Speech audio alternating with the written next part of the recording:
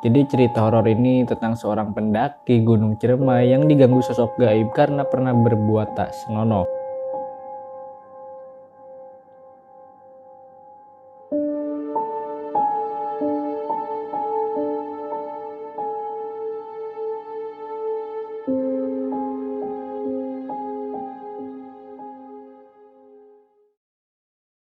Oke guys, pada video kali ini kita akan membahas lagi sebuah cerita horor.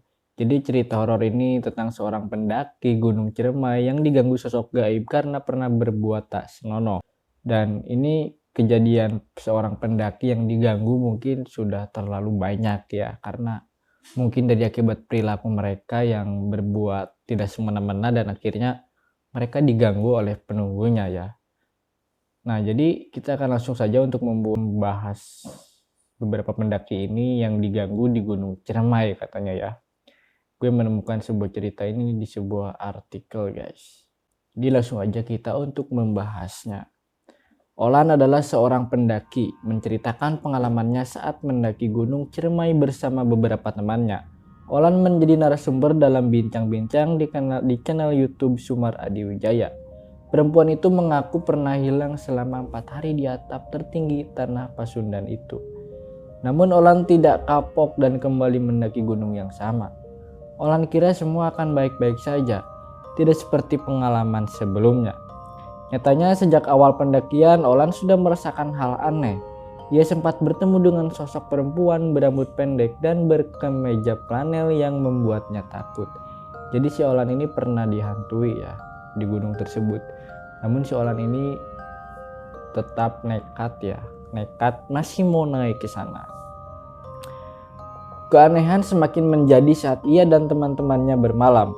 Olan menempati satu tenda bersama 2 teman prianya di malam hari. Di malam hari salah satu teman Olan pergi buang air kecil. Ketika beberapa saat ia keluar dari tenda, sebuah kaki muncul dari sela tenda. Teman Olan berusaha memanggilnya, tapi yang menjawab malah makhluk lain. Oh, jadi pas waktu camping ya di tengah hutan itu, beberapa saat dia keluar dari tenda, sebuah kaki muncul dari sela tenda. Jadi ada sebuah kaki yang muncul dari sela tenda. Nah, jadi si teman Olan ini berusaha memanggilnya, tapi yang menjawab malah makhluk lain guys. Kita arahin senter ke kaki itu, posisi tambang kakinya. Jempol kaki kukunya agak naik. Gue diam aja. Terus dia makhluk itu bilang gini, siunnya. Nah, ini ungkap Olan ya. Jadi si Olan ini malah menakut-nakuti guys. Sieun ya, kayak gitu katanya guys. Olan dan temannya pun langsung kabur. Mereka menemukan satu temannya yang tadi mengatakan ingin buang air kecil. Sudah mengungsi di tenda teman lainnya.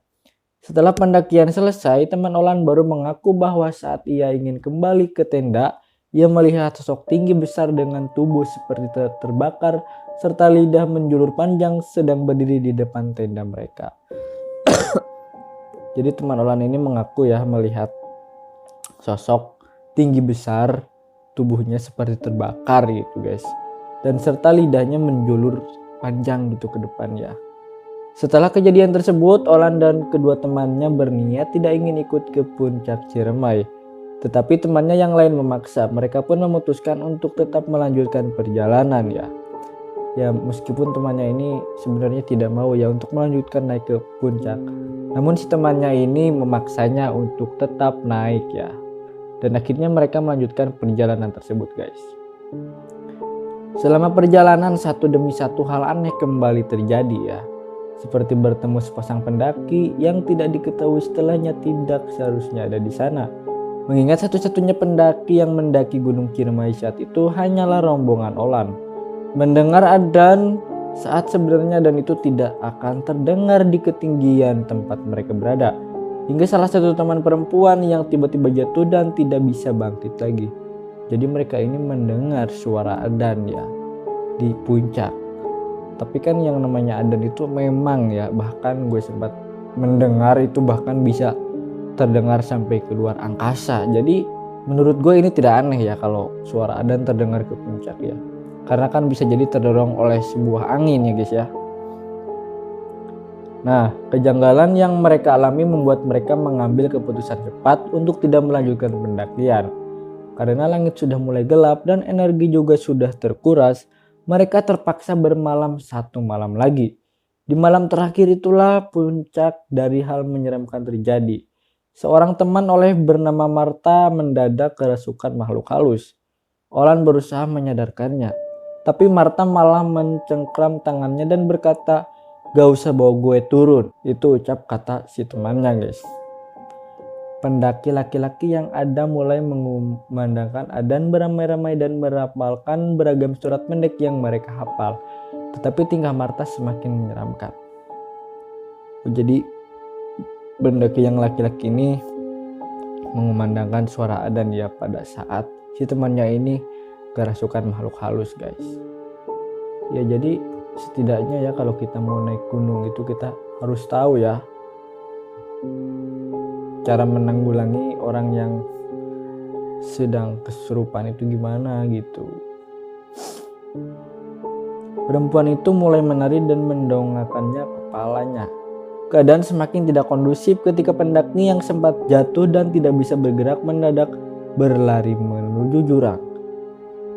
Si kakak pendaki yang sempat jatuh sadar, "Bang," cuma kata dia bawaannya takut pingin lari. Pas kita lihat kakinya dia memar, segini di bagian betis dan tulang kering, kata Olan. Sementara itu Martha masih belum siuman. Ia mulai berteriak-teriak, guys. Dia teriak kayak, "Gak usah bawa balik kue," tapi pakai bahasa Sunda. Tapi habis itu dia teriak, "Bunda mau pulang," ya. Itu kata teriak si Martha ya, yang sedang kesurupan itu. Habis itu teriak lagi, terus ketawa, nanti teriak lagi, suaranya juga ganti-ganti. Nanti ketawa melengking, nanti suaranya berat, nanti suara dia, ujar Olan. Akhirnya kita masukin ke tenda, pas di tenda ngomongnya rada berat kan.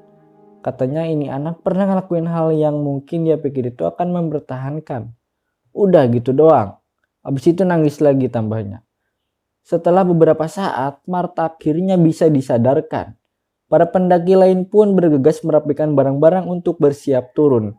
Olan memasak untuk makanan mereka sebelum pulang. Ketika itu Martha membuat orang-orang terkejut lagi, guys.